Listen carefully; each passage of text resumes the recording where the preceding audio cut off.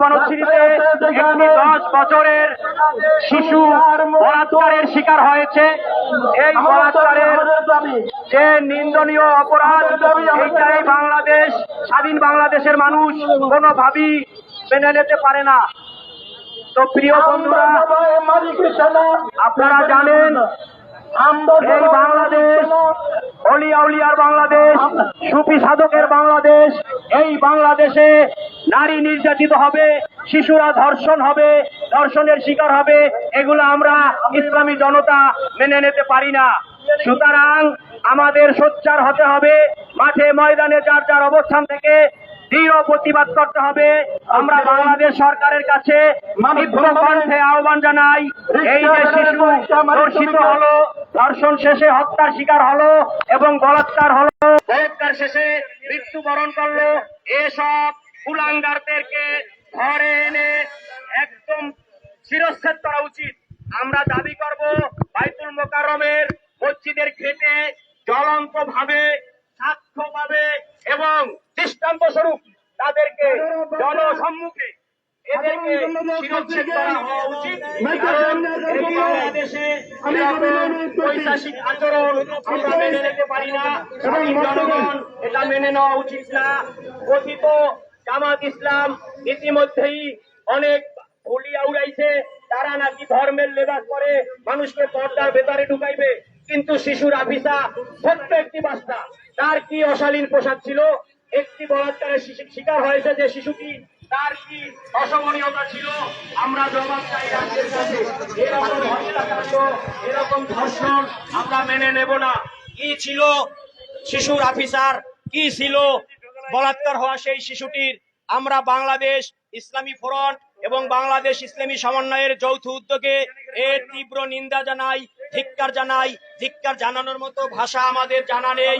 এরকম নরপিশাচদের, কুলাঙ্গারদেরকে রাস্তায় প্রকাশ্যে ফাঁসি দিয়ে জনসম্মুখে ঝুলিয়ে রাখা দরকার। আমি চাই প্রশাসন অতি তাড়াতাড়ি এদেরকে আইনের আওতায় এনে দৃষ্টান্তমূলক শাস্তি দেবে।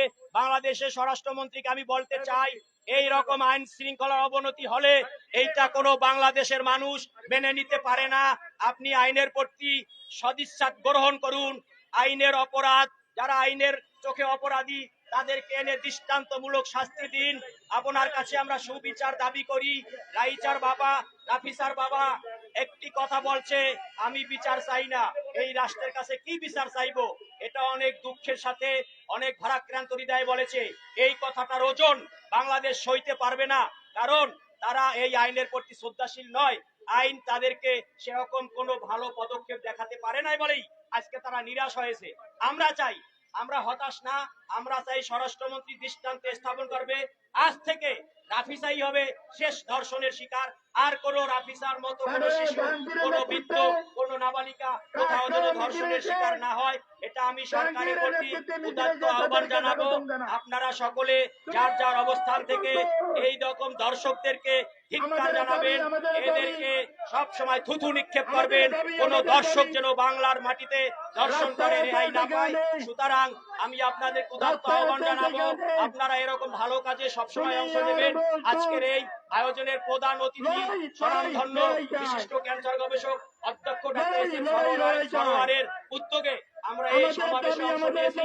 উনি একজন মহৎ মনের মানুষ, ওনাকে আমরা সবসময় আল্লাহর কাছে দোয়া করি আল্লাহ যেন দীর্ঘজীবী করে।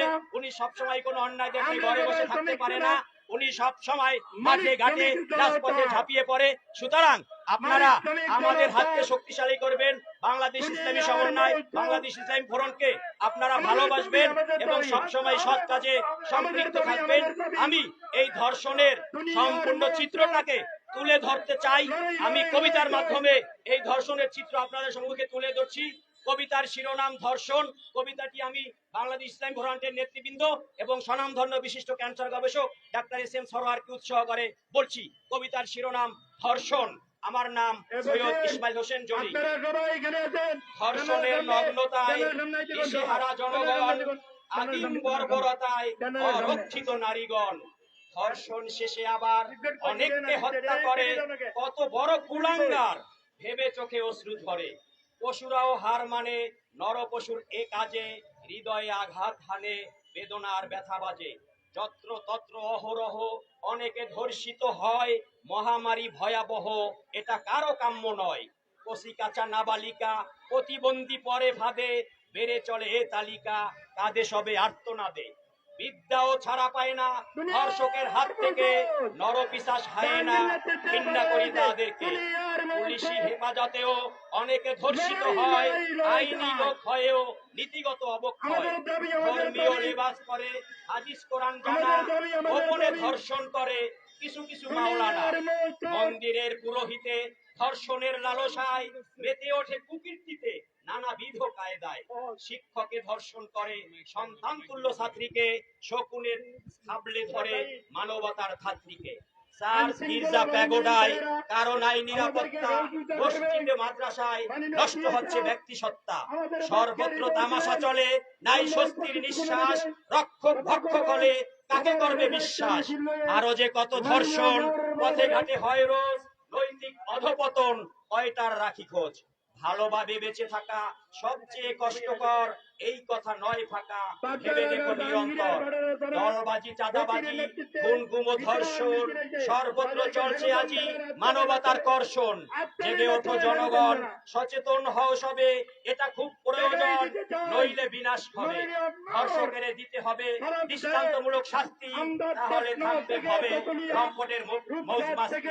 বেহায়া লম্পটদের সাধারণ জ্ঞান নাই, তারা এই সমাজের নর্দমার কীট ভাই। সমাজে ঘটাতে হবে বিবেকের উন্নয়ন, তাহলে থামবে হবে অনৈতিক এ ধর্ষণ।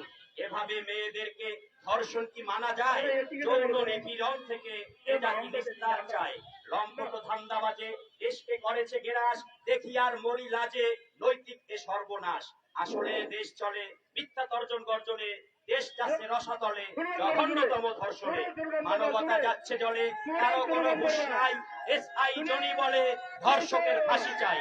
ধর্ষণ বন্ধ করতে চাই শক্ত প্রশাসন, তারা পারে না ধরতে শুধু মিথ্যা আস্ফালন। অপরাধীকে ছাড়ে না অম্বিতম্বি মুখে সব, সত্যের ধার ধারে না শুধু মিথ্যা কলরব।